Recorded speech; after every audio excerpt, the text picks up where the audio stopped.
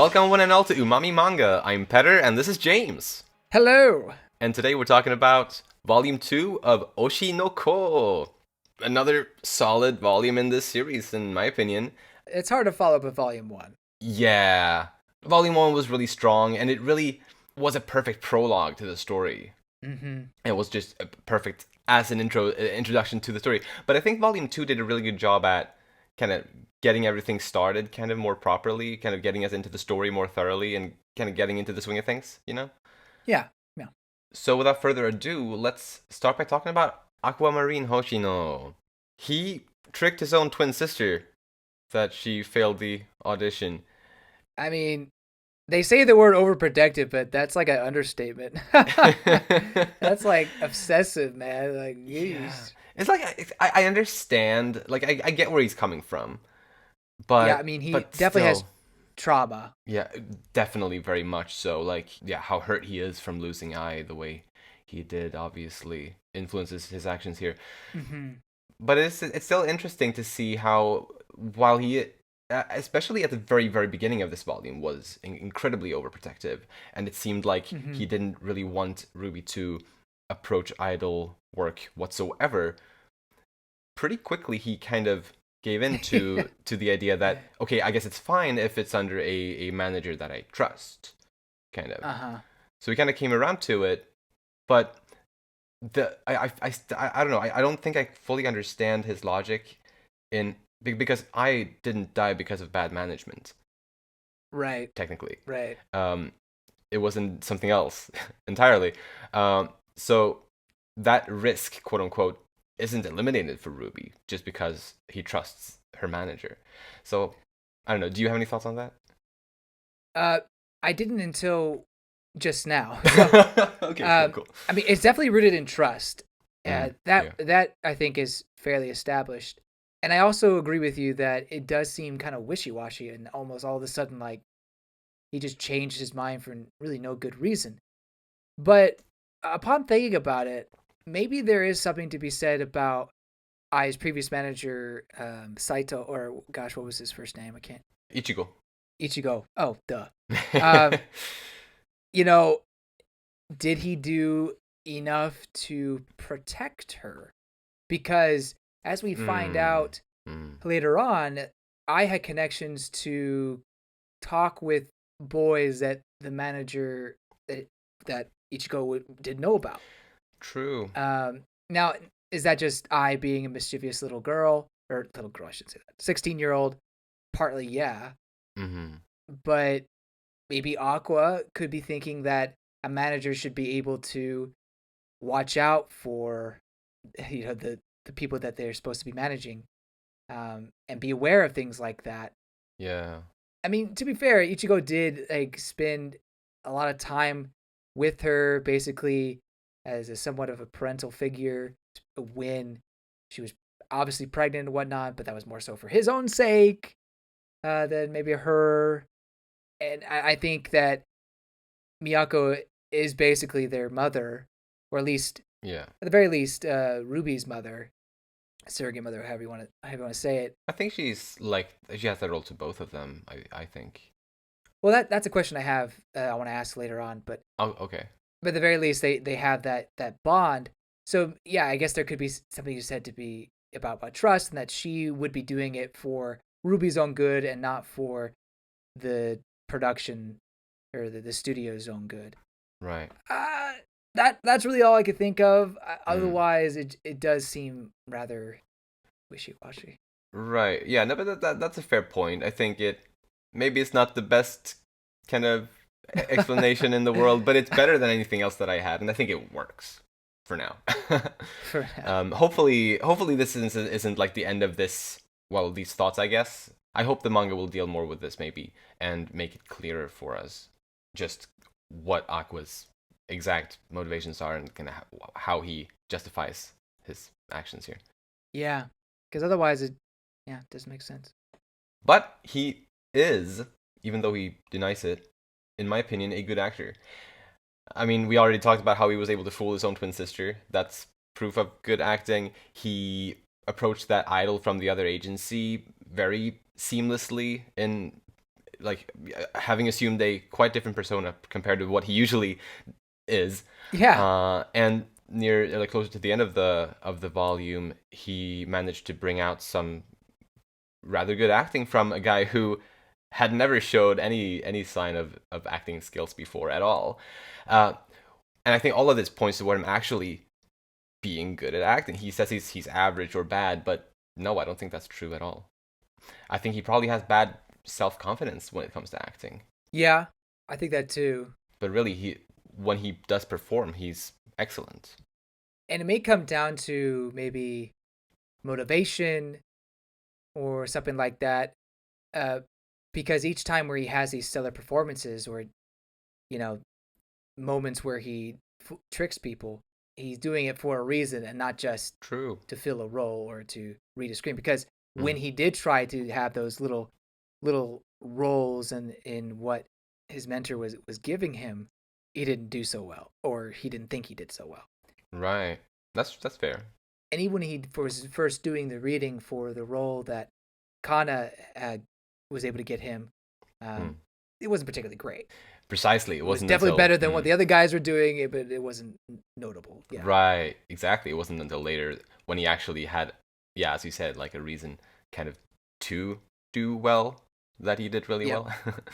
Yeah, that's my for thinking. Sure. Yeah. I mean, it could be that, or I think it definitely is to an extent. But I think also in general, he perceives himself as worse at it than he really is. I agree with that too. I mean, he's comparing himself to I. Right. And gosh, what's his name? His mentor. Why? I thought I wrote it down. Oh, Taishi? Taishi, yeah. Gotanda. Taishi, yeah, like he even mentions that I was a certain kind of actress. You are a different kind of actor. Like that you can't approach it the same way. And hopefully that's something he learns going forward because yeah, he is very talented. Right, for sure. And kind of on that, like I love how he stuck around at the filming set and actually put effort into that scene for the TV drama even after he had gotten what he came there for. Yeah. And he did it all for Kana, which is one of my favorite parts from him so far in the story because I think it shows how sweet he can be, kind of, and how, because he doesn't usually show that he cares. Like that's in his personality, he just doesn't generally do that necessarily, or he definitely doesn't say it at the very least, but he shows it through his gestures, like he did there, and I just think it's really really sweet. Yeah, I mean, I think he shows in a lot of ways that he cares, just not in the verbal way. You know, it's like, oh, I care. You know, Right. not necessarily that way. Although, to be fair, he did say that Kana was cute and things like that. True. But anyway, yeah, no, that's a fair point. I like how, I guess, going back to his acting skills and whatnot, he's really using his knowledge as in directing and editing and things like that to enhance his acting skills, understanding, what can make the scene even better. I mean, obviously, the director has final say in a lot of things, but I think directors will use the choices of their actors to their own benefit and mold it that way. I mean, yeah, there's different methods, of course, but right. Yeah, so I think it was really cool to see him take what he knows and enhance not just himself, but the others around him. Right. Yeah, it's brilliant. And he learns by the end of the whole part for the filming the drama, he learns that Masaya Kaburagi, the producer, is indeed not his father. You are not the father. But he still this producer still seems to know something that could be valuable to Aqua regarding Ai and who she may have been with. Yeah. Which is interesting that we're still gonna follow this guy or this producer. Yeah, he's not done yet. No. But before that, like he knew about the name when he heard it from Kana because he saw the name in Ai's cell phone, like her third cell phone, like her secret third cell phone. Precisely. And it took him 4 years. Yeah, 4 years to crack that code. I mean, that is dedication.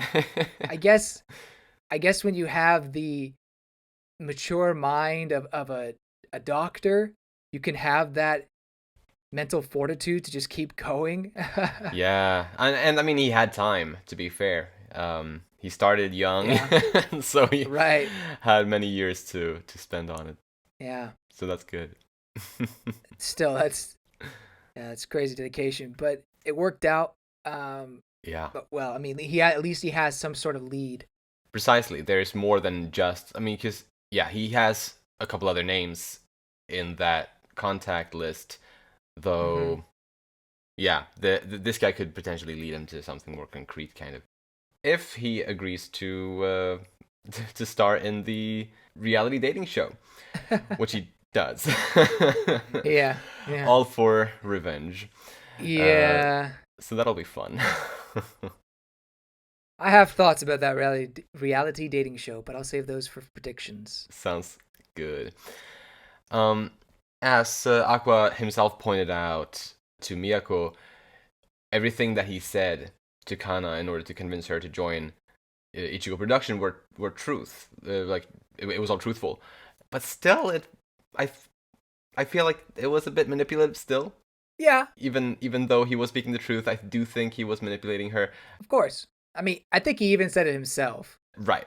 But yeah, and it's like he, he's an interesting character because there are some parts, or rather some actions from him that I just really do not like. Like it doesn't sit right with me. This is one of them. And I also the one at the beginning of the volume where he called his sister and did that whole thing. Oh yeah, yeah, Like yeah, yeah. those That two was are things are examples of actions that he does that I just I can't really agree with, even though I understand his reasoning. But it makes him into an interesting protagonist. So yeah, it's fun. It's fun. yeah. I can agree with that. For sure, it was a manipulative way of getting her to join the idol group. But as we said, he feels like it was the truth, so it's not as bad as it would have been if he was lying. Right. But you know, the truth can still be manipulative. Indeed. And I guess if he genuinely thinks that she can make it as an idol, then I guess it's not so bad. I suppose. Yeah, I Plus, mean, he's doing yeah. it for his sister, who needs other idols to form the idol group. So, mm, mm. I'm sure that's what he's telling himself as well. Right. Yeah. Yep. Well, do you have anything else on Aqua? I do not think so. All right then. Let's move on to Kana Arima next. Lali senpai? That's I, I damn you, Ruby. Why do you have to call her that?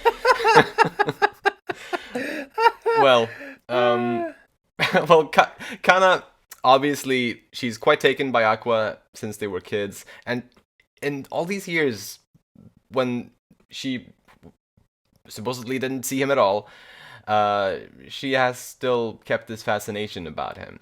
Hmm. And it shows obviously in her introduction in this volume, and it shows throughout the volume as a whole, really, in several instances, this interest, I suppose you could say, that she has in him. But we've also found out that she's not as successful anymore in her acting career as she was as a kid. Mm-hmm. But even despite that, she's still keeping at it. She isn't giving up, and she's doing what it takes, I guess, to make it as an actor or as an actress. Right. Right. And I really like that side of not giving up, despite for like 10 years, just about, she hasn't been landing any particularly prominent roles or anything like that. And I also love how much she cares about the projects that she is a part of. Even like she puts her own career almost in jeopardy for the sake of the project, like she does with this one. How she downplays her acting skills just for the sake of the project as a whole, which is also, I guess you could say, heroic in a sense. I don't know. There's a lot of these little things that I really appreciate about her. I mean, I appreciate her pride in her own work, but Yeah. also understanding that Mm. at least in her mind, like she can't perform for example, in this current project, she can't perform at the highest level because of the everything else. Like she has to work complementary to other people. Yeah. Definitely something that she learned over the years. I think her story is trying to mirror maybe the truth within the child actor industry, where they have this the time in the spotlight, but then as they get older, maybe not even because they grow, they're not cute anymore or they don't have the acting skills. It's just they just fall out of favor for whatever reason. Right. Maybe it is because they're a pain to work with. Right. I Maybe. guess that wouldn't be surprising per se. Yeah. Obviously, some child actresses make it work and they become huge stars later on in life, but not the case for majority of them. Right. But good for Kana for not being the ones who turn to drugs or things like that, as far as we know. That's very good. Yes. Yes. Yeah, for sure. Good for her to keep trying and everything like that. So appreciate that, despite her career basically tanking. Right. And to be fair, it's still obviously it's still not where it used to be, She had a lot of kind of obstacles during the I'll Go with Sweet Today project or that whole show. Although she did get some well-deserved recognition by the very end of it. Which it's I don't know. It kind of broke my heart seeing or rather hearing the producer talking about her and kind of giving when he was talking to the director and saying these things about her, proving that what she thought, because she thought that she had been acknowledged because of her skills, that wasn't the case at all, according to the producer apparently. But despite of that, even though that I think that was one of the lowest points in the volume, maybe the lowest point in the volume for me. Despite that, she still came out victorious kind of by the end of the show.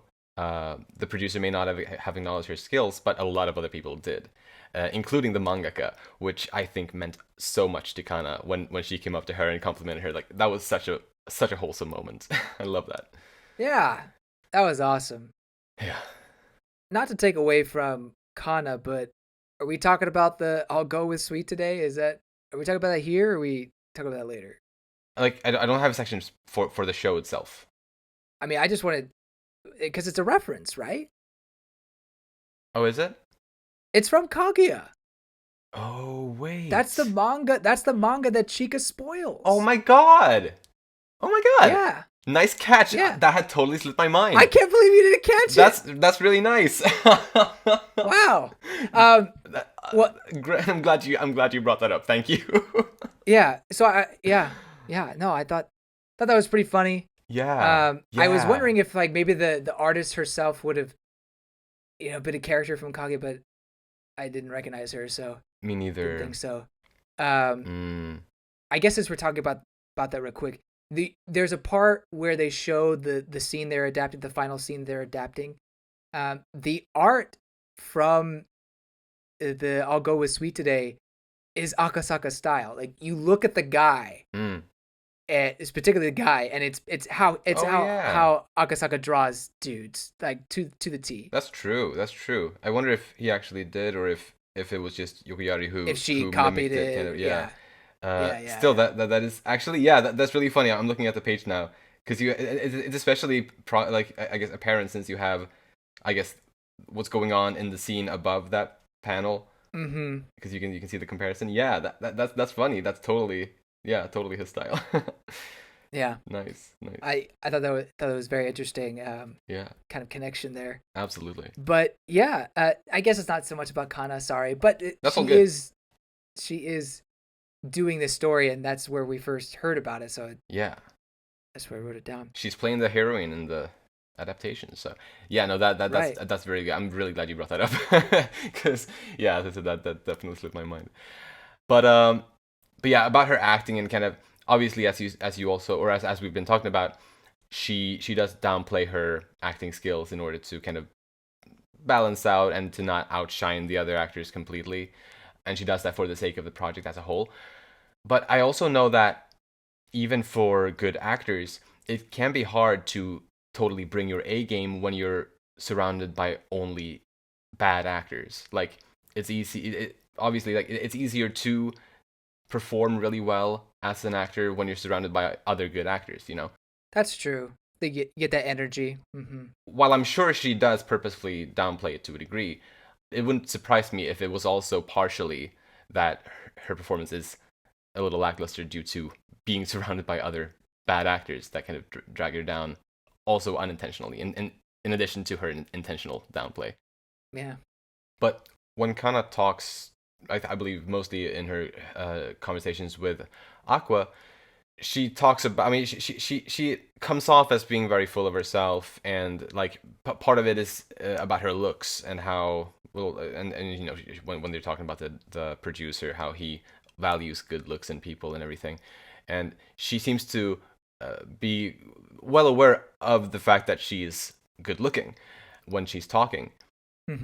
But then when Ruby came to scout her as an idol, in her thoughts, we see that apparently she's kind of doubting her looks for a moment, just in her head, which I thought was interesting because previously in the volume she had been very like vocal about, and like seemed very sure of herself in her looks, about her looks. So that made me wonder if that means that I guess just her self-image in general is just lower than, well, how she makes it seem. Like maybe she's able to hide this bad self-image behind all those words, like those very uplifting words about herself, but maybe she doesn't completely believe in those words herself. I don't know, just a thought. Yeah, that's a good point. But yeah, we would really need to see more of it to, I guess, confirm it or debunk it. Right. Right. Maybe it could be that for acting, or for the being on screen, like she's okay. She feels like, yeah, I look cute Hmm. in this scenario. But as an idol, I don't know. Like maybe there's like different types of cuteness or something like that Potentially. in her mind. I don't know. Hmm. But I could totally see it being a self-image type of thing. Maybe she just tries to project that confidence Right. when she's in her element, but then in this moment when she's outside her comfort zone, yeah, maybe she doesn't have those same feelings. Yeah, I wonder.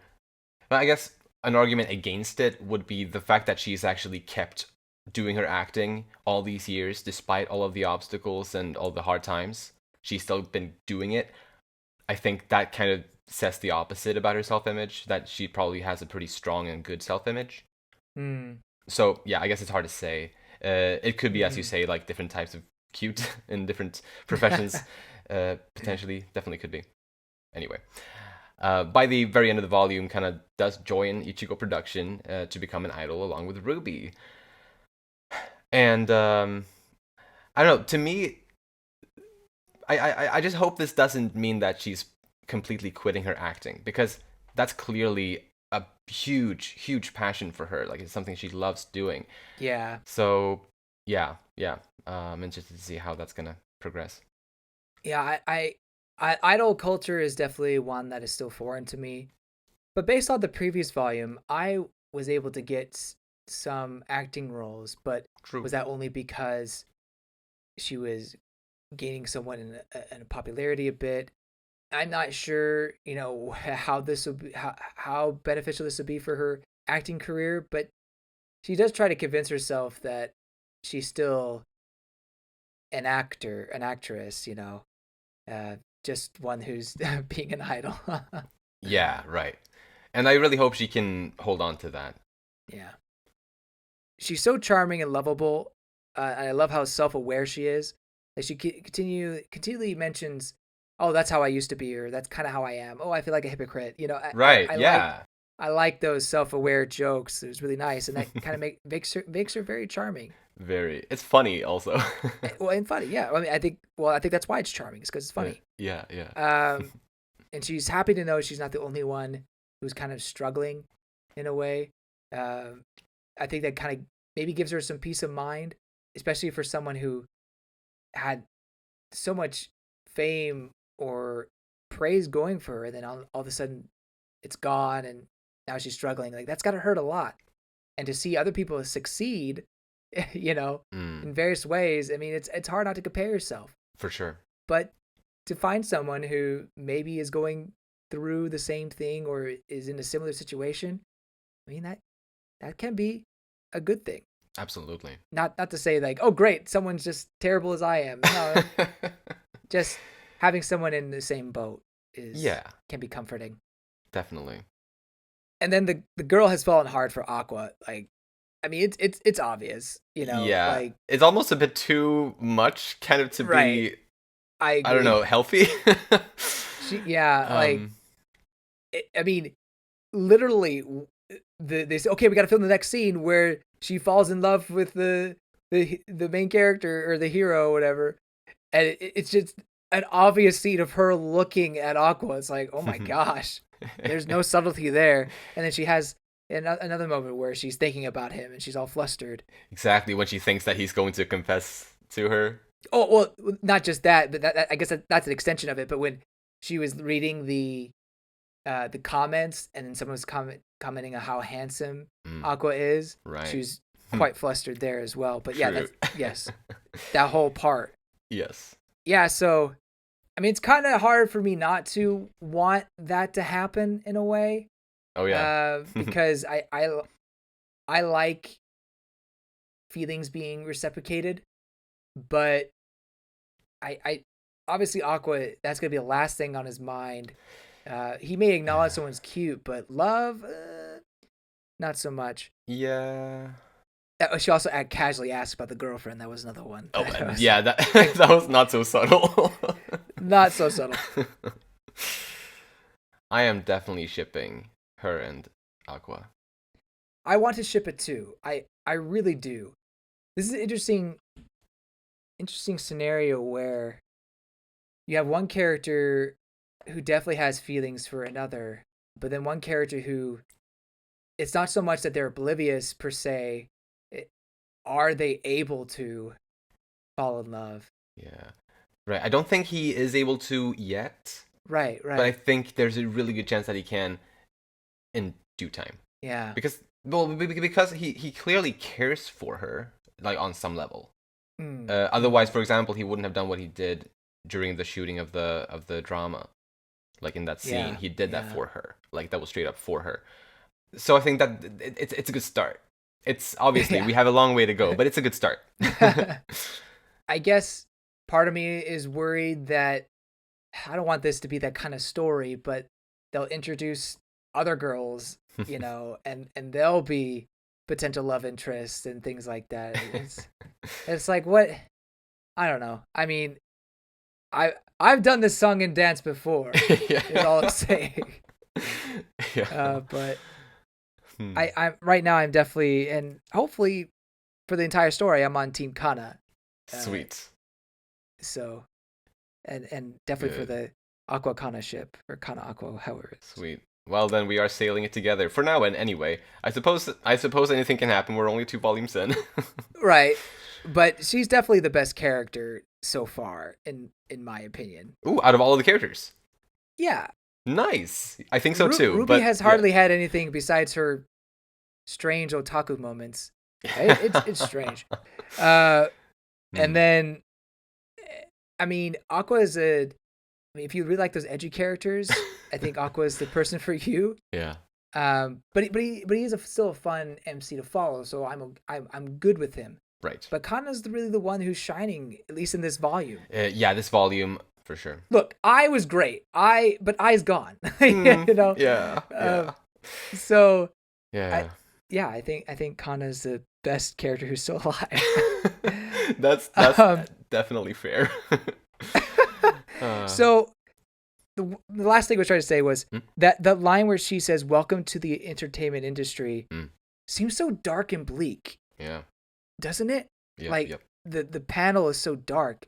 In a line or a moment where you think it would be, welcome, the sun's shining, like this is great. It's more so depressing and kind of foreboding. I love that. I do too. I like, they're really taking, or at least wanting to take, a critical look at this industry. And I love how they're really leaning into that, like, completely.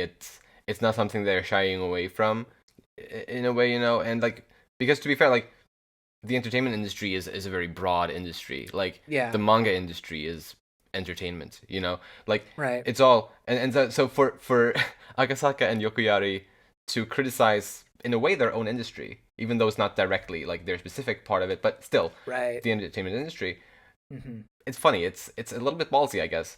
Obviously, the first volume made it clear that it was going to be a story that dealt with that, but yeah, this volume just continues to deliver with, firstly, this thing that you mentioned, but also the thing I mentioned before with how the director was talking about Kana behind her back.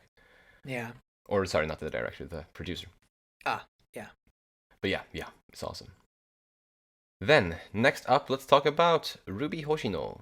Okay. I like how this volume starts off, like everything's from her perspective at the beginning. Yeah. Was nice, especially since, I mean, obviously Aqua, out of the two siblings, he's like the main one. So it's nice for her to get some focus like that, and I really appreciate that. Mm-hmm. Really, Mm-hmm. as a whole, this volume didn't give me as much of Ruby as I would have wished. Yeah, especially for being on volume 2, the cover.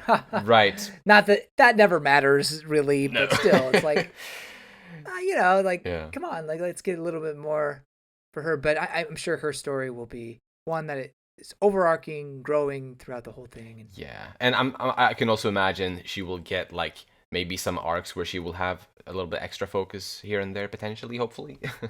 yeah, But we'll see. yeah.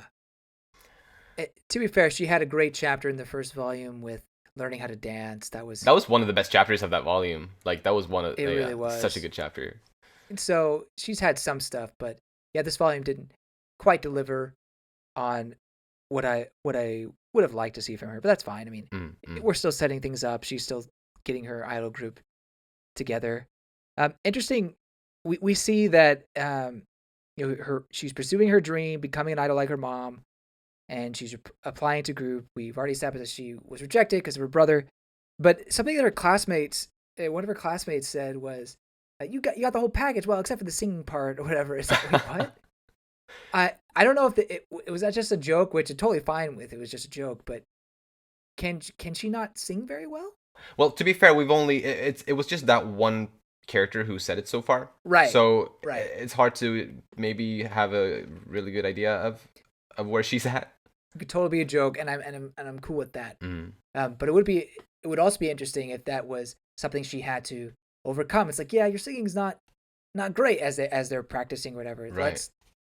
Let's get you to a certain point, because for sure. Yeah, I mean, not everyone's gonna be, except for what's her name, Shiranui, Frill Shiranui, who's apparently great at everything. Yeah, exactly. But not everyone's gonna excel at every single thing. No. So it would be cool to see her try to improve.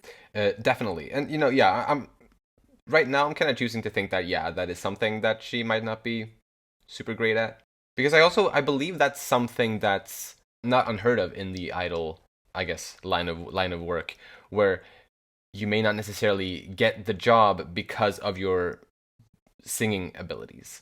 Yeah. I believe looks take priority over singing abilities.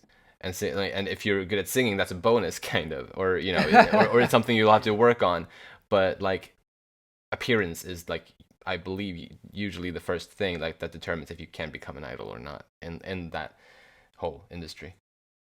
I do feel like, and please, idol fans, don't hate on me, but I do feel like the singing that is required for idol groups is just not on the same level as someone who's a dedicated band member, is singing in that kind of group. Like, not to say they're not talented or things like that, but it's just a different kind of sound, and maybe not one that is usually considered great singing. I don't know, just my opinion. Right. There's definitely some good songs. I've heard some good idol songs, but I don't know. No, but I see what you mean. But it's a totally different type of scene in general compared to other genres or other mediums almost. Like, 'cause I feel like idol culture is such a specific kind of thing. It's almost like a medium of its own in a way. Yeah. I don't know. It's interesting. Yeah. I only follow like one idol group on Twitter, and it's very, very briefly, like barely. But yeah, anyway. I appreciate her mindset of living her second life to the fullest based on her previous regrets. Yes, that is wonderful. That's beautiful. Rooting for her in that aspect. Yeah.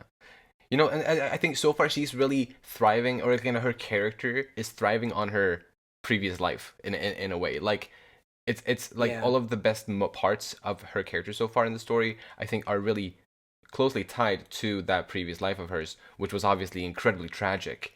that's a good point. And I think that's what makes it so touching. Like obviously in the previous volume we had the dance chapter, and this one has how she really puts emphasis on, as you said, like living life to your fullest, because some people pass away before even ever getting to do any of that.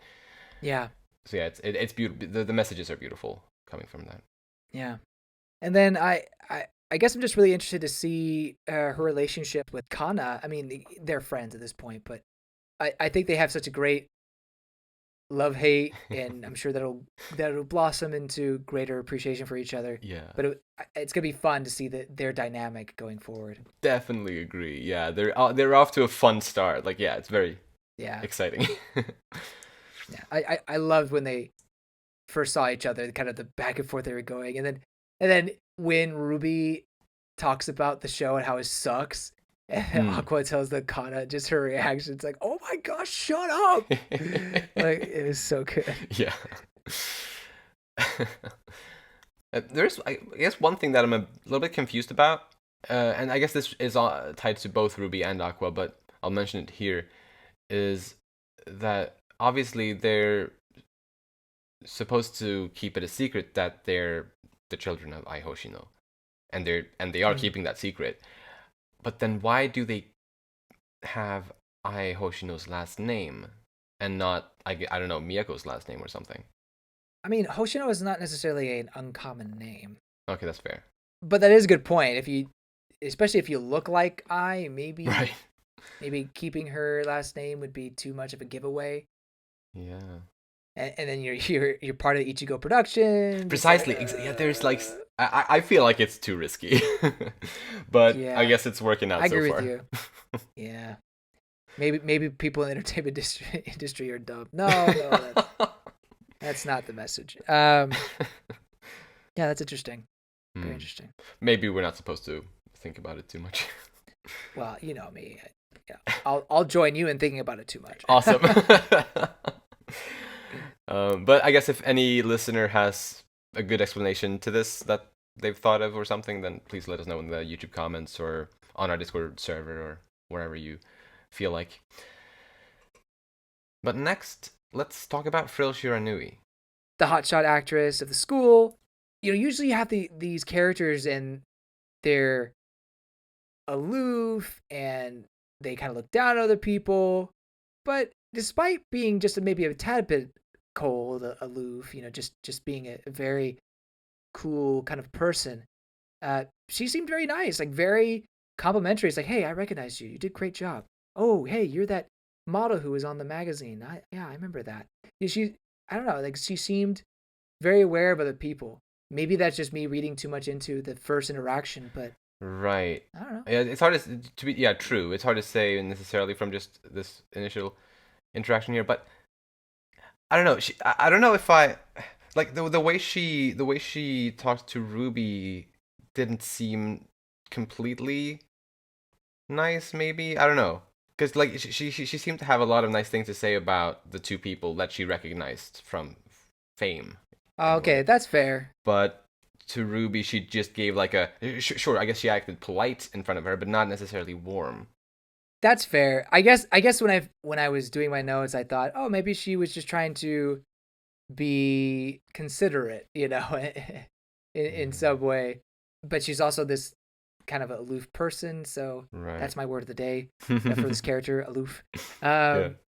Um, but uh, I do see your point. Like maybe she's only talking to or being really complimentary to Aqua and Minami just because, well, she recognizes them. And Right. maybe she values that a little too much, and maybe there's an issue with that in the school. Right. Precisely.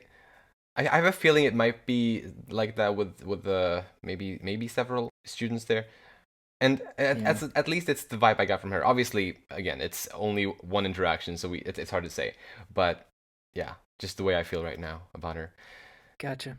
But what I think is, to me at least, the most interesting about her character is that she shares a last name with a character from Akasaka's Kaguya-sama Love is War Ah, named Koromo Shiranui, true. who is also in the entertainment industry in Kaguya-sama. In fact, Frill's introduction in this volume is practically the exact same as Koromo Shiranui's introduction was in Kaguya-sama. In both cases, they arrive late to the class on the first day of the school year, apologizing for being late and explaining that they are late due to shooting something earlier in the morning. It's incredibly similar and the same last name and everything. So I wonder what the connection might be. My guess right now is that, and this relies on a certain thing, but is that Frill is the daughter of Koromo. Hmm. And this obviously would mean that many years have passed since Kaguya-sama took place. Many years have passed. But yeah, I thought it was very, very cool. Maybe it could be a sibling or a cousin or something like that. Maybe, I mean, it's also possible for sure. Because I guess basically we're establishing that we have this manga that's definitely from Kaguya, so this is definitely the same universe, and Yeah. we already knew that technically. Right, Or no? I'd heard some vague talks about it, but I hadn't necessarily. I don't think I thought about most of these things, or maybe any of these things, when I read these chapters the first time, way back when they were releasing. Mhm. So I guess as like seeing it with my own eyes, it's the first time for me. Yeah. I think something else to support your Shiranui theory is I think her design is also Akasaka like. She has the pointy chin, um, just the certain angles that he uses. Now the eyes are not. I don't think that's usually his style. I could be wrong. That probably is like taking Akasaka's maybe character art and then like making it her own. Mm, Her being Bengo Yokoyari. yeah.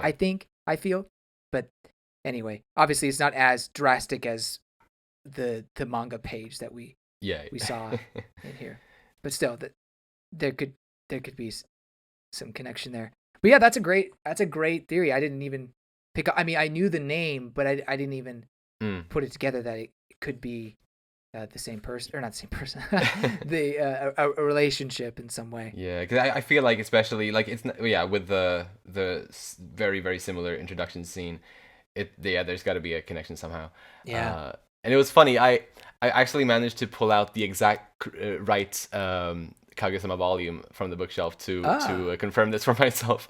It was volume 21. That's what I say. You're the Kaguya-sama expert. Like I trust you. Usually I am, but I missed the manga. I'm embarrassed about this. Well now, like I'm unsure. Maybe let me check. No, I'm sure you're right. It's very familiar to me. I'll do it after the podcast. Yeah. Let's look that up later. But anyway, yes, that's all on Frill. Yeah. Then let's talk a bit about Miyako Saito.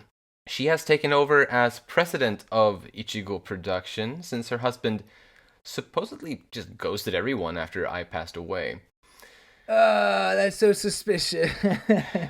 Not that I think he's the father. I don't think that at all. But Nah. it makes me think like, do you know anything about this? Yeah, Come right, on, man. precisely. Or I could also just see it that maybe he just fell into depression or something. I mean, I also wrote that down too. Yeah. But so it could just be, I don't know. or just, I shouldn't say just, but it could be that. I don't know, man. Are they divorced? That was unclear, I thought. I believe the previous volume established that they were, or that they had divorced, although the part that implied that may have been in the future from where we are now, perhaps. I believe it was in one of those interviews. During one of the interviews. I think implied that. I could be wrong, but I think it did. This volume specifically, though, I don't think was clear about that. Yeah, I don't. If they do divorce, I don't think it's happened yet. But I'm really glad that her character is in the story. Like, she is such a good mother figure to, in my opinion, both of the twins, and she's just really great. Like, launching the idol group at the agency, just because she cares so much about Ruby, and I will by extension because she cares about Aqua too, because he was so worried about Ruby, and doing this really helped both of the twins. Yeah, I mean, she even says, "I consider Ruby my daughter," which I think was great, awesome, Yeah. very wholesome. Glad she's here in the story. She's grown so much from the previous volume in terms of being a motherly figure for them. Mm-hmm. But I just wonder about Aqua, because part of that is just Aqua's personality, but it almost seems like she's talking to a coworker or another adult versus someone who's supposed to be her son or something, like, you know what I mean? Like it. So I don't know. Like I'm curious to how she. I think honestly, I think that she wants to see Aqua as her son, but Aqua's so standoffish, in some ways, Right. and probably is really adamant that I is my mother, or well, you know. Well, I think both of the twins view it that way, like I is their mother. But I think Ruby at least has probably still accepted Miyako as a mother figure still, like as a parental figure. Yeah. But yeah, I can see what you mean about maybe Aqua maybe not having done that Yeah. in the same way, but she has still given both of them the same like care and love. Oh You yeah. know. Absolutely. So I think at the Absolutely. end of the day, she is a mother figure to both. Yeah. Right. I wonder if she still thinks about that baby encounter at all, where they were talking. Yeah. uh, I I don't know. Like, does she just put that in her mind, or what? I mean, it's at this point it's been years, so maybe she just doesn't even remember. Yeah, I wonder. I don't know. Yeah, I wonder if that's ever going to be addressed again, because that was wacky. Yeah, it was very wacky. Hmm. I mean, no surprise that B Komachi disbanded after the whole Ai's passing. Yeah. I'm glad that Ichigo production was still going, though. Like, they were taking on, I guess, online talent, which is interesting. For sure. Yeah. But I guess modern. But now they are starting to do idols again, and Yeah. they're going to grow this new idol group. Yeah, so it'll be fun to see what happens next. Right. I feel like they probably need, like, at minimum they probably need one more idol for the band, if or for the group. I agree. At minimum one. Because the idol groups that I know of, like the Japanese pop idol groups like that, I feel like they're usually at least 3 people or group members. And then I guess they can be as many as like 6 or 7 in some, but like no less than 3. So it'll be interesting to see who else they find. I mean, there may be more than one more that they'll find. I don't know. Mm-hmm. I don't know how big will the group be. But actually, real quick about Bikomachi, Ice Old idol group. I was honestly a bit surprised that they even managed to keep it going for 2 whole years after she died. Like, I would have thought that they would have disbanded sooner than that. Oh, was it really 2 whole years? Wow. I believe, according to this volume, they kept it up for 2 years before they ended it. That's true. That's what it says. Wow. I mean, good for them. Yeah. But also, right. yeah, kind of sad. Very well. Next up, let's talk about Taishi Gotanda.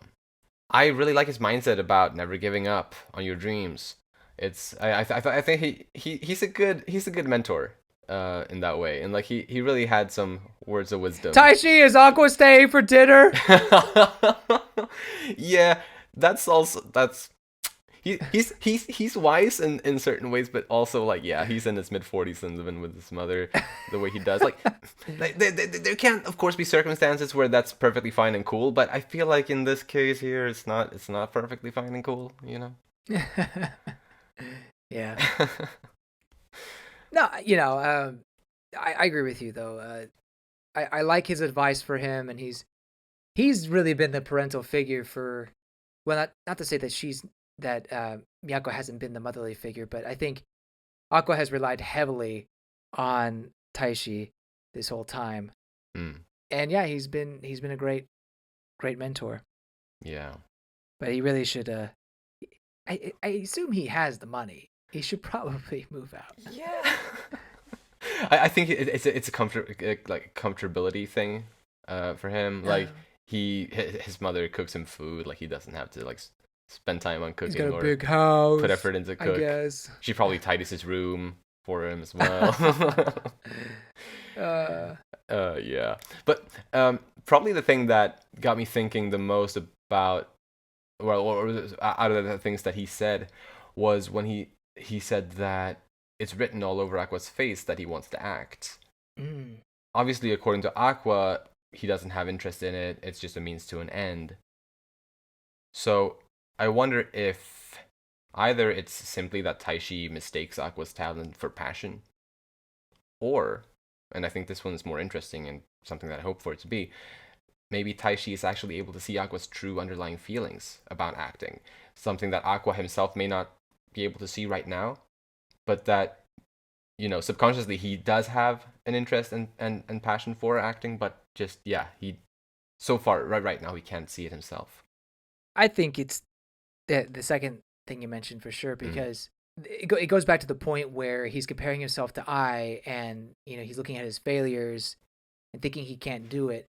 It's just this negative, pessimistic attitude that he has right now that's kind of putting himself down. Where in reality, as we've said before, he can act in his own way, and that is something that Taishi clearly sees and doesn't want that talent wasted by just a couple mistakes that he's made. Right. For sure. Yeah, Taishi is a good guy in that way. Like I think he is reading Aqua really well. I hope. He's a good director. That's what directors are supposed to do. Right. True. Yeah. He just needs to get a place of his own, I guess. That's like the one thing. Then, did you want to talk about Masaya Kaburagi? Yeah, this is another one of those moments where I feel like this is forgive me, I just think it's fascinating. Another Akasaka design. Yes. Because he looks so much like in one of the older guys that he draws in the Kaguya-sama. Like you could see a little bit of the Shirogane dad, a little bit. Yeah. I feel like I didn't necessarily like think of the Shirogane dad, but I definitely got Akasaka vibes from the way he is drawn here, like very, very clearly. Yeah. Yeah. So I do wonder if, like, as they're doing this, like he draws some of the characters and then she translates them, or something. I don't know. It's interesting. But it'll be it's going to be interesting to see how much this guy will help out, or if he's more of a minor character that just gets him to the next step. I'm thinking it's probably that, really. He just kind of gets Aqua to more connections. Right. But, as someone who knew I secretly, is definitely a person of value. For sure. I wonder if he's going to make Aqua do more, I guess, do more favors for him in order to, interesting. In as payment, I guess, for information. Like maybe doing this gig at the dating show, maybe that will give him something, but in order to get even more information out of him, he'll have to do something else for him. Like, maybe, I don't know. Yeah, that's interesting. And if that's the case, then he could stick around as a character for a longer period of time. But yeah, right. It remains to be seen. I agree. Yeah, I feel like he's still kind of fishy though. I mean, he definitely is, or like he's not a great guy.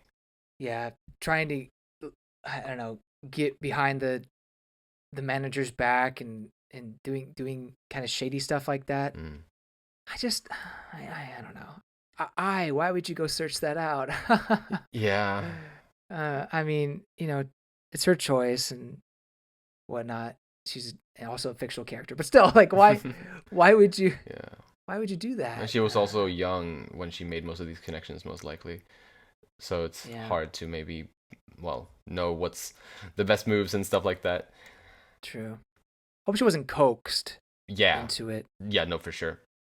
But as we've talked about before, she wanted a family. Like, she wanted to have children. Yeah. So. Right. Interesting. But still, there could have been other things going on that may have been unpleasant. I don't know. Yeah. But is there any other character you want to talk about? That's all I got. Let's move on to predictions then. And Oh boy. I don't really have anything here personally, so Okay. give me what you got. Something that's a little more broad, not for the next volume necessarily, but just overall.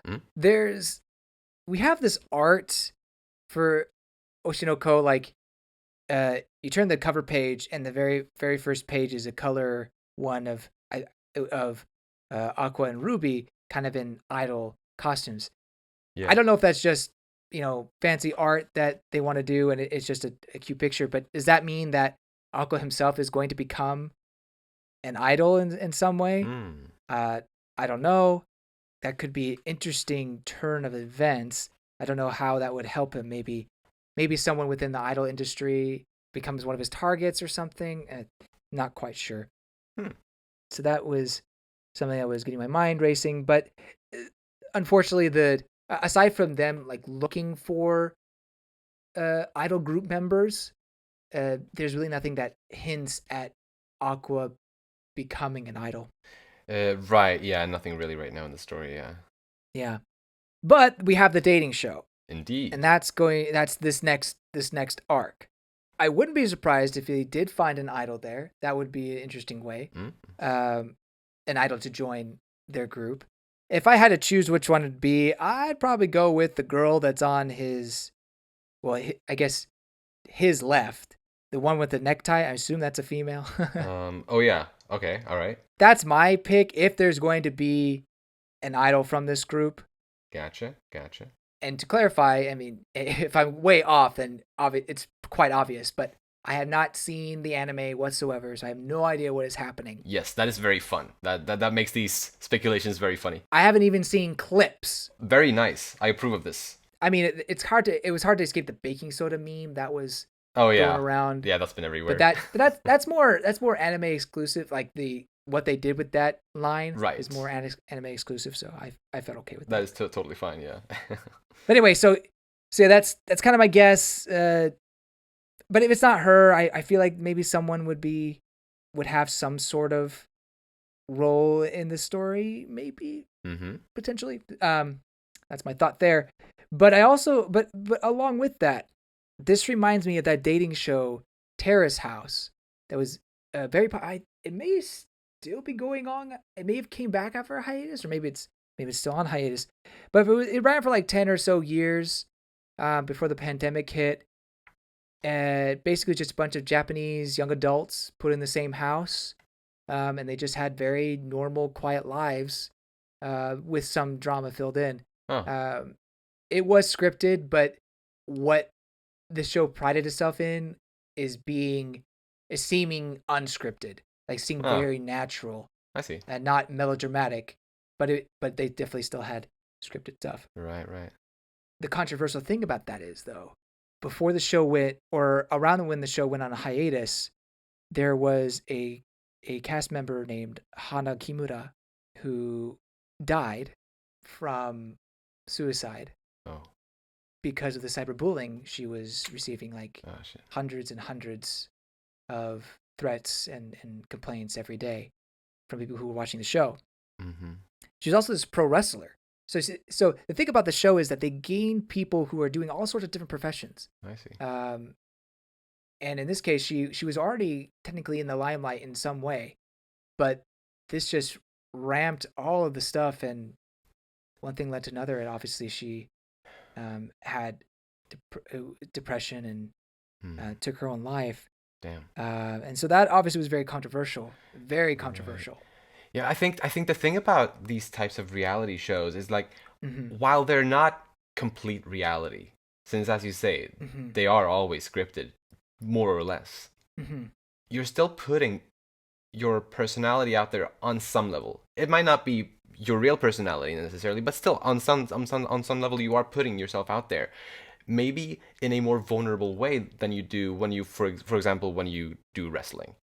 And I think that's probably part of what can make cyberbullying more likely to happen, sadly. Right. I mean, you're really critiquing this person's daily life. Mm. And also a daily life that is somewhat scripted a little bit. I mean, yes, this is her real personality, but also some of the actions that she was taking was part of the script. Right. So it's quite ridiculous. Totally. And so I'm curious, long exposition. I'm curious Yeah. if this dating show dating reality show will touch on something like that. Right. Because I think that could be a very powerful thing to talk about. Definitely. But maybe I'm expecting too much. No, but regardless, that's definitely, I think, a good point. Yeah, it's a very sad story, and I think it would be a cool point to touch on. Yeah. I mean, it would absolutely fit into this story, I think. I agree. I agree. And then my last prediction, I believe, is touching on that what you said. They need at least one more member, maybe two. That I was thinking exact same thing. Uh-huh. But who? So I guess we have like that potentially someone from Aqua's dating reality game, like I mentioned. It would be too convenient, don't you think, if the characters that were introduced, like the two other girls that were introduced, would become idol with them, right? Especially Shiranui. I don't know. Like it seems like she has her own thing going on for her. Mm-hmm. And her own agency, everything. Why would she all of a sudden become an idol? Maybe Aqua and Ruby are just so charismatic. I guess that could be, but I don't know. It just seems like Kana. It makes a little more sense, especially after she justified it, and her feelings for Aqua. I think okay, I can deal with that. But if Shiranui would have become one, I'd be like, really? Drop everything just to do that? Yeah, right. It would feel unrealistic. Yeah. Since Ichigo production right now, as has been established, like in the idol industry, they're like nobody specifically. Sure, they have a reputation from like over 10 years ago. In the idol industry, they're known. They're known, but they aren't active, and like they don't have like a track record as of the last decade or so.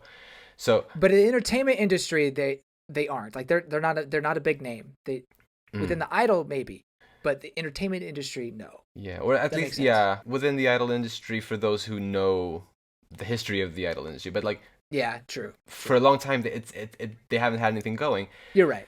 So with that, plus the fact that Kana and Ruby are both kind of, I don't know how to say it, like they're not super successful in the entertainment industry at the moment. Mm-hmm. And so I think that also maybe means that whoever does join, it probably can't be someone who is on, I guess, on a much higher level than them. Right. They'd have to find someone else who is more on their quote unquote success level as far as their roles in the entertainment industry goes. Yeah. But I guess there's always potential for the story to go in a direction like that. But if it were to happen, I think they would probably have to have some sort of successful gig before that were to go down. But I guess I could be wrong. And then the other person being Minami, she already has obviously her own career going for her, but that's not to say that those kind of, models are not idols in themselves and wouldn't do idol work already.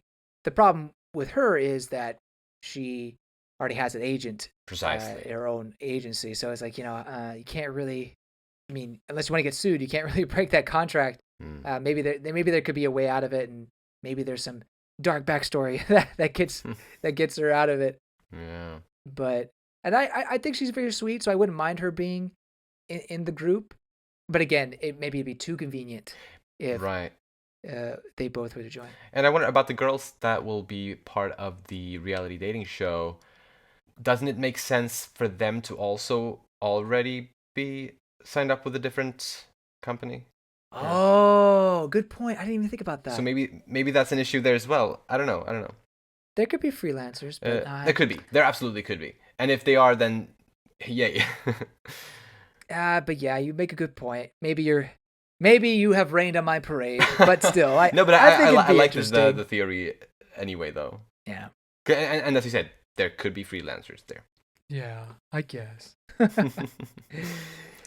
But other than that, there's we really don't have an idea of who else could be a member. Well, I guess I touched on it briefly. Like, would Aqua become an idol? Does that work to have a male idol in a female group? Like, I don't know. Maybe they'll. I have no idea if that's it. Yeah, I don't know. If that ever happens in the industry. No clue. But that's another thing. Like, why would Aqua do that? Yeah. Unless it's like to get information from the producer or something. Right. That's my predictions. Lovely. Been a blast talking about Volume 2. Can't wait for Volume 3, but it's a couple months away. Yeah, definitely not as strong as the first volume, but that's okay. I mean, that was like the prologue. It's in a story in and of itself. Yeah. Very impactful ending, of course. Absolutely. But this is kind of setting up certain things. It's almost as if we are starting from chapter 1. In a way, yeah. Yeah. And I still like the story. I think the characters have some catching up to do when it comes to Kana and Aqua. I think they just run away with it, really. Yeah, definitely.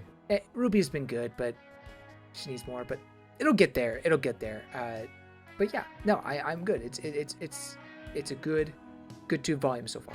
Lovely, yeah, and I totally agree, and I'm very excited. We are now halfway through the part of the story that I had read since before. Okay. So only 2 more volumes, then we will be caught up to that.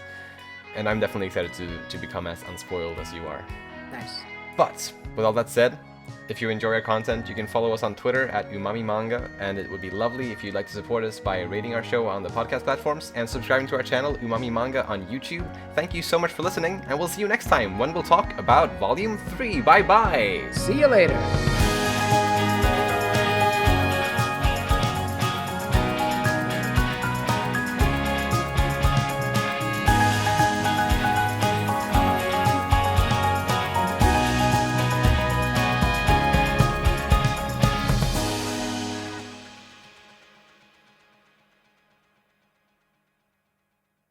Don't let your love for Akana cloud your judgment.